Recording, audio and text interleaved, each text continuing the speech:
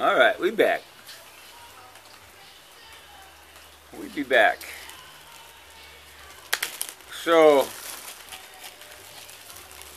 yeah, that's pretty cool. I haven't even checked out all the little different things. But it's funny because I had just gone to... I gotta tell you this too. I went to Pahoa and ran into Scott. And, hang on. Where's my glasses at? Ah. Okay.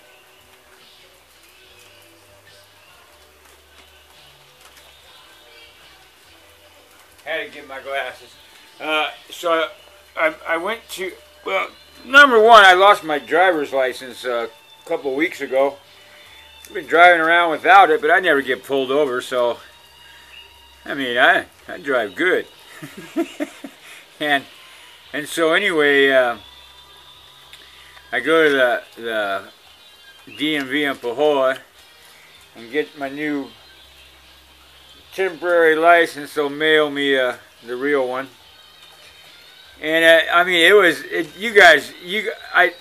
my camera, I wasn't able to do it because it was my camera, or I would have brought it in there to show you how sweet is it in Hawaii to go to the DMV.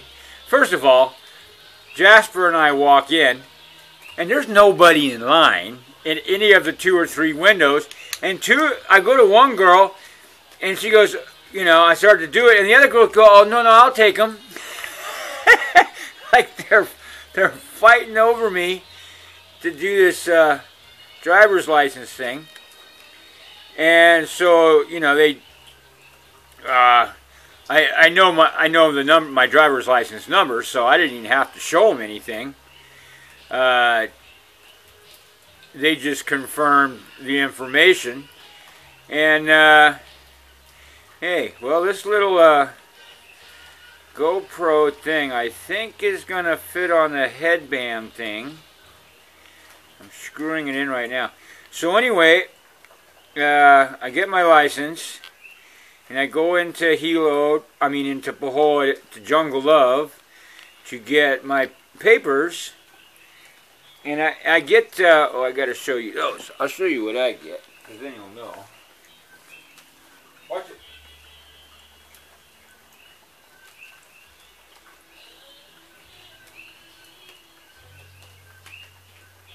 And Jasper. And in Jungle Love, they know Jasper. I mean, Jasper is loved in Jungle. He's loved everywhere. Everybody loves Jasper.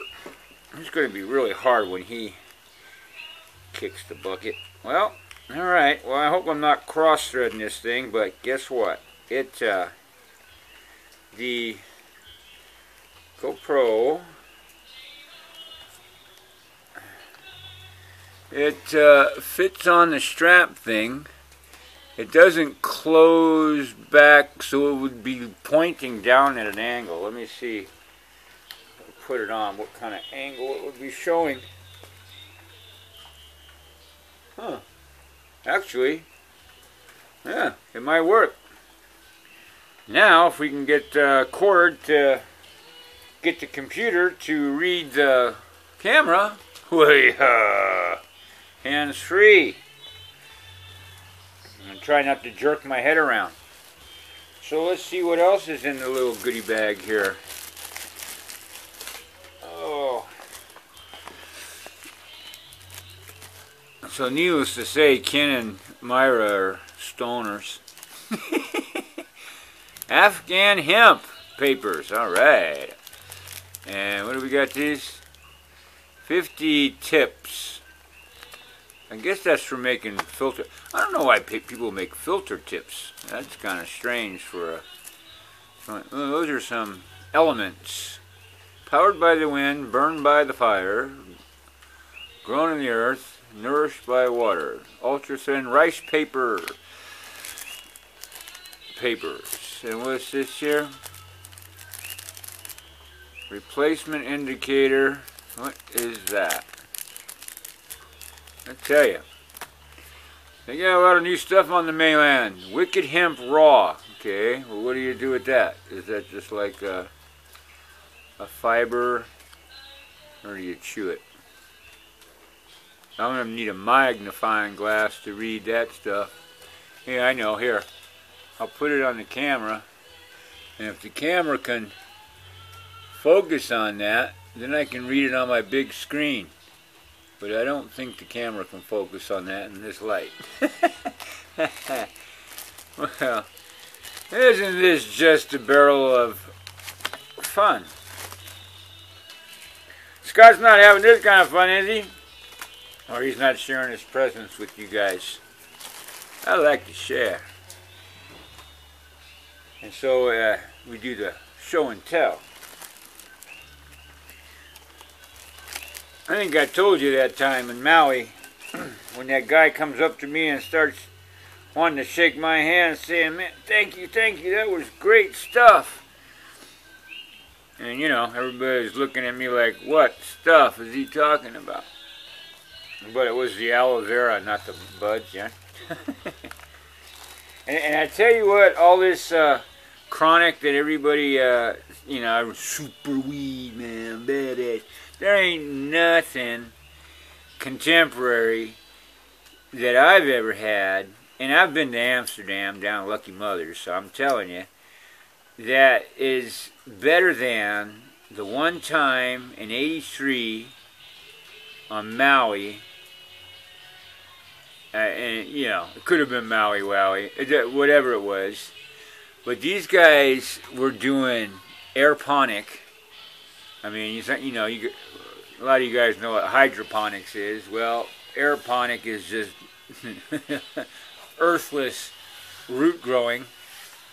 You know, the plant suspended in the air and the nutrients. It's just crazy.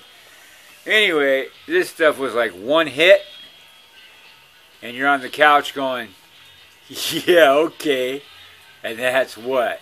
Weed? That's weed? And we get up to go out the door to go down into Lahaina. It was like a couple of blocks from town and from Love's on the north end of Front Street. And we're just like floating down the sidewalk.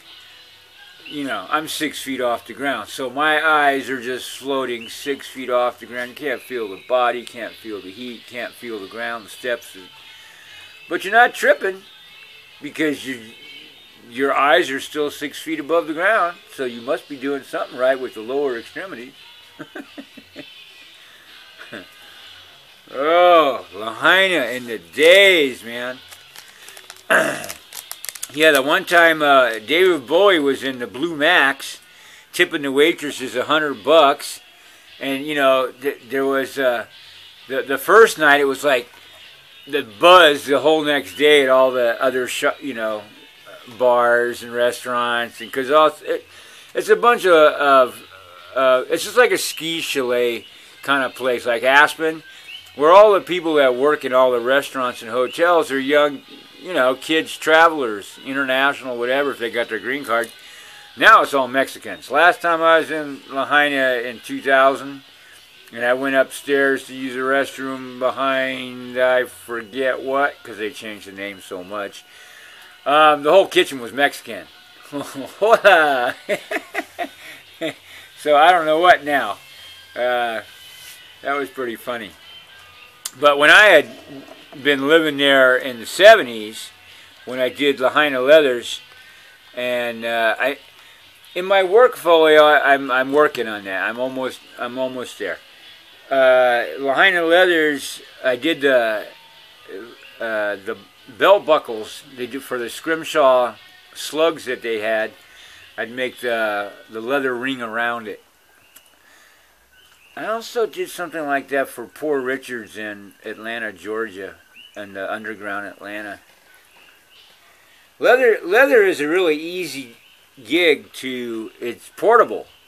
I mean, I did the leather shop in Ohio. I did it in Atlanta. I did it in Hawaii. I mean, I did it in Mexico on the beach doing those deerskin things. I'm telling you, you need to have skills that are transferable to anywhere on the planet. I mean, when I was in France, I knew you go down to the hardware store and you get some tile grout. I was making little piles of shit. And I shit you not.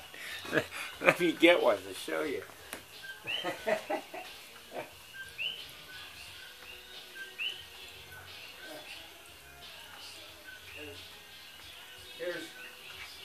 Here's Jasper's shit. Okay. There. I'll put the pile of shit there.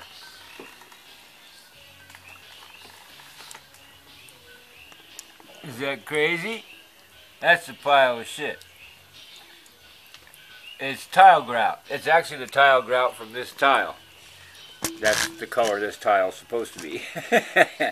But, so I made piles of poop like that for onyx, and and one night we were in Monaco at the casino, and after we came out, I had a pile of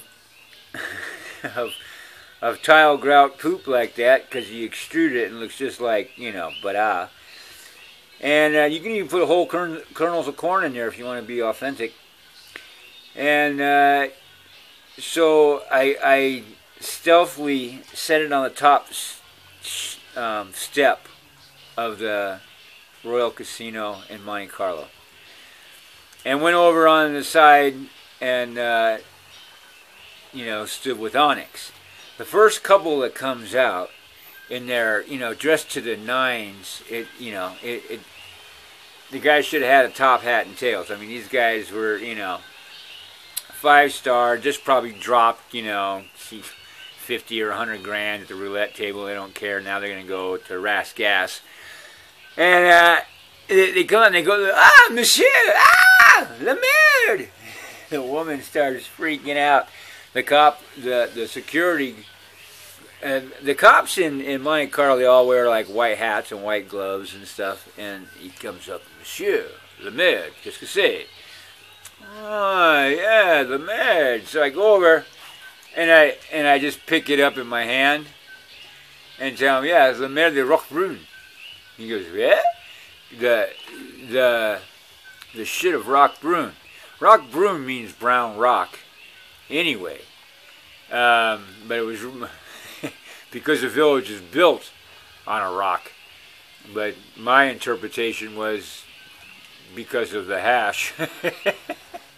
Because the first night there, the bartender smoked my last joint with me. The rest of the summer, he'd break me off a little hunk of rock brun. And so that we were in Monaco. Now, what was I saying? I don't know. Probably lost the train of thought now.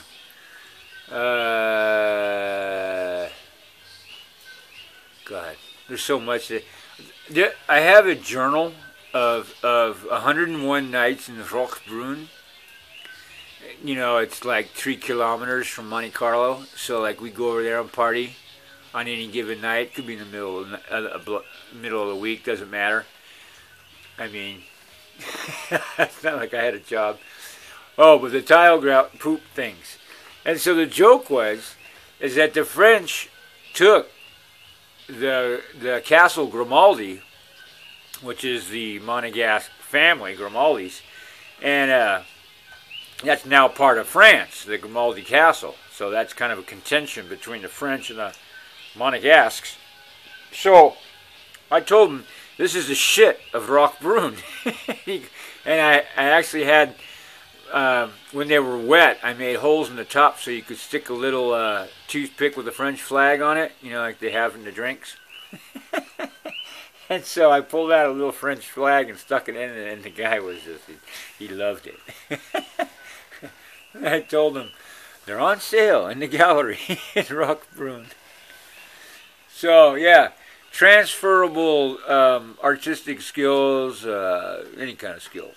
I was talking to Vladimir, my mechanic, my Russian mechanic, and being a mechanic is you can do that anywhere. Everybody needs a mechanic, any place that they have cars. So, and there's never enough mechanics or enough good mechanics. So the better you are, the more valuable you are. And that's the same as with me and a lot of different mediums, but not mechanic.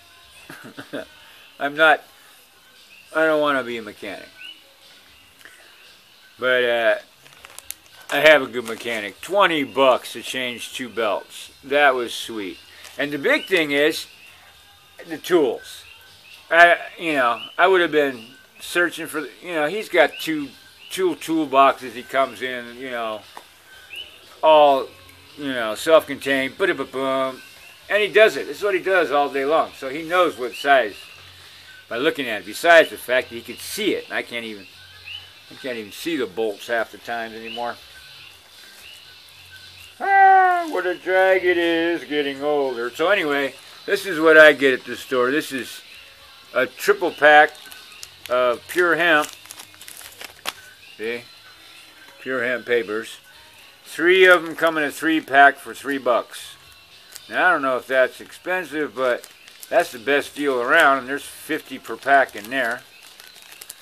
Boy, I bet I'm going to lose a whole bunch of viewers tonight. Or after this video. I'm gonna call this video 420. Oh, shut up. Shut up with your moaning. What your little face. You're so funny. That's so funny. That's so cool. So, it was a very eventful day. We went to town, did the wake and bake. That's loading up right now. I did the wake and bake and road trip all together. It's 1 hour and 7 minutes. Get some coffee. Oh, 1 hour and 7 minutes. But it's clips. It's not continuous. It's first we're here, then we're here, then we're over here, then we're there. Like we go from sitting in the Walmart parking lot to leaving the Walmart parking lot. I didn't even take you inside Walmart. That is such oh my God. I hate that place. I hate that place. I keep having to raise my sunglasses up to see in there because if I need to read something. But then I remember they got the stupid cameras. I had to put my sunglasses back down. But hey, we're on that camera so much anyway. It's not even funny.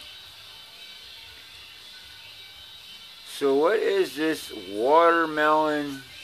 I guess this is another. Man, I can't believe these things that they're selling in California.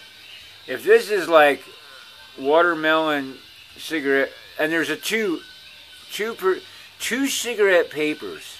What are these? $1? 50 cents a paper?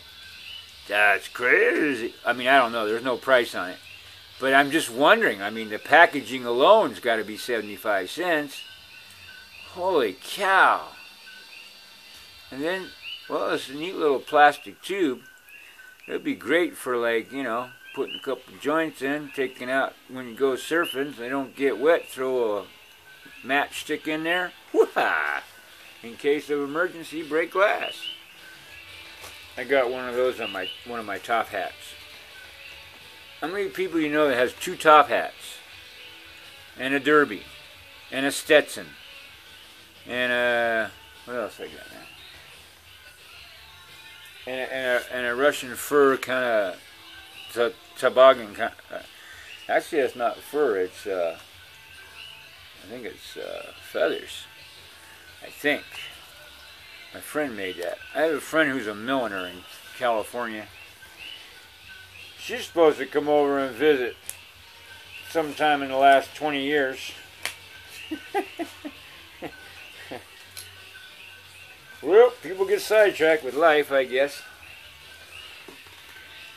Oh, boy. I gotta smoke one to slow down, I tell you. I get like, I'm not, I haven't smoked anything or drank anything yet. I'm naturally buzzed. That's why I gotta smoke to slow down.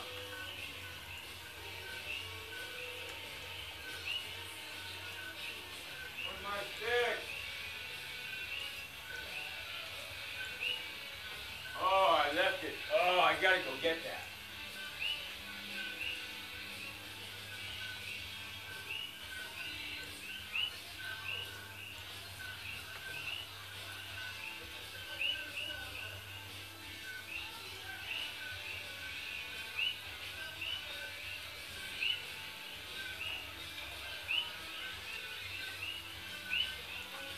Well, so much for those people that say, people that, you know, smoke dope or lazy and they like can't get off the couch and it makes you unproductive and what's all the other bullshit lies?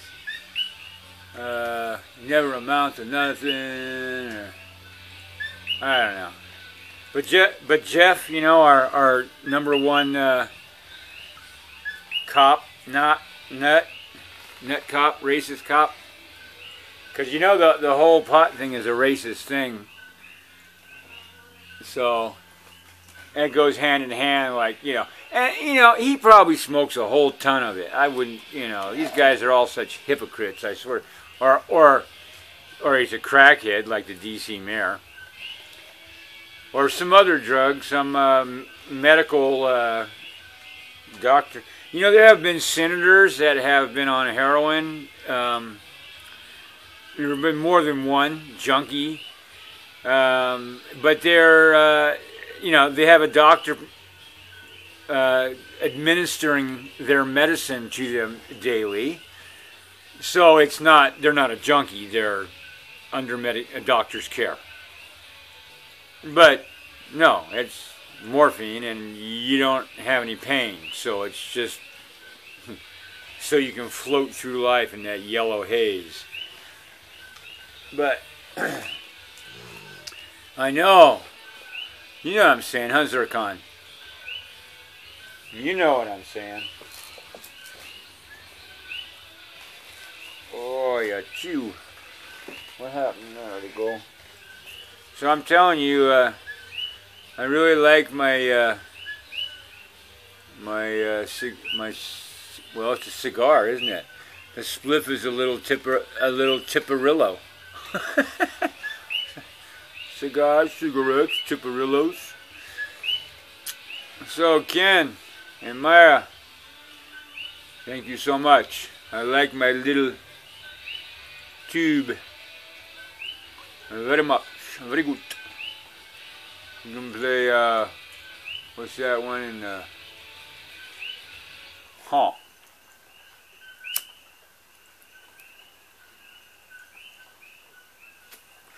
Pink Panther.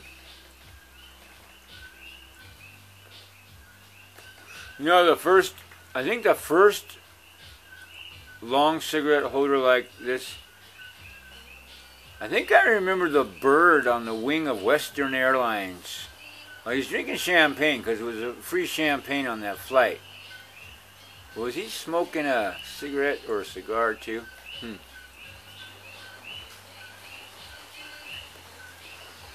Well, I got the grape thing happening in there. And smoke, it's pretty good. And I got a bottle of wine a couple days ago, so I'm having a half a glass.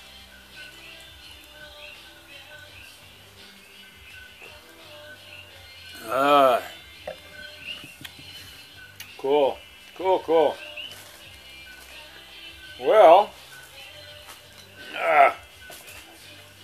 the trip in Pahoa today, I run into Scott, and he follows me into LeQuinn's restaurant.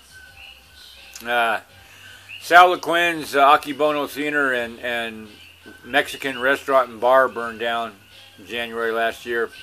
Big loss for Pahoa, big loss, because we put on productions in Akibono. You know, it was the only venue with a stage that, you know, was big enough. Jeez. We did a Pahoa's Got Talent. I think I got those videos. Oh, that was hilarious. I got to put up that video of the Pahoa's Got Talent. That was done on the on a public PBS station in Hawaii, because we had one of the guys in the, you know, we had a group of people putting it on. My friend Sarah calls me up and says, Peter, we're going to do a Pahoa's Got Talent, and we need to have you in it. Not in it, but, you know, help us do it. You know, put it together. And so I was helping him with that, and I did another one with Lola years ago, and you know, it was just the place. And the bar was the biggest, best bar. And the restaurant was packed all the time. I mean, it was a family place. So anyway, they had me design the new Akibono theater and restaurant and bar and stuff. But after the fire, the Lloyd's of London screwed them. They had to use some, you know, they had to hire lawyers. So by the time they get paid, the lawyers get a lot of the money. He got screwed out. The fire department wouldn't let him go in and pull out equipment. He just, you know, spent $30,000 on this and that and the other thing, and they wouldn't let him pull it out because, you know, the building's dangerous. Oh, like, please. And so I would have went in there after hours and pulled that shit out. So he wasn't able to rebuild, and he was doing a temporary. He is doing a temporary in the KFC building in the Woodless Park there. They call it Woodland Park, but they bulldozed all the Ohias to put up, you know, a Jack in a Box or whatever the heck they did, Burger King or something. And KFC, and that folded too, because, you know, most people down there want to eat organic, not garbage. So he put a bar in there. I drew up a little thing for Armando. What's his name? I think his name is Armando, who built the bar in there. I want to build a new LeQuinn's bar in the place. And I hope he gets the money before I croak, because it's going to be better than the bar I built in New Orleans. The drawings are awesome. So anyway, behind that building and on his property is the ring for the railroad that used to come through here, because there was a, you know, a mahogany lumber company in Pahoa. There was a sugar company in Pahoa, and the train went right down the street that goes to the Tin Shack Bakery. That alleyway street went right across the street and behind LeQuinn's place, and there's the circle there for the train turnaround, and it's the turnstile, right? And the ring is still there. The rock ring is still there. So I got Scott to go down in there and stand in the middle of it and say something, and he did, and it reverbs back to whoever's in the center of it. You step off center 6 inches and you can't hear it. Like if you step down off the pedestal, you can't hear it. You have to be in the center of it. But it's even as overgrown as it is today, he could still hear it. I couldn't believe it. But so I made a video of our meetup today and put some historical pictures with it and some last year pictures before it was overgrown that I took. So that'll be up after the Wake and Bake trip to town that's loading up right now, and it'll probably take all night to load up, because it's an hour-long Wake and Bake plus trip to town altogether. And this is going on 30 minutes right now. I'm going to see if this times out at 30 minutes on its own in another 50 seconds or so. I'm wondering. So anyway, that was a cool, you know, he saw me drive in there, so he followed me in there, and I says, hey, you come up, this is what I wanted to, you know, him and Amanda, I wanted to show you this. So I walked him over there, and, God, I thought it was covered up. There was so much stuff back there.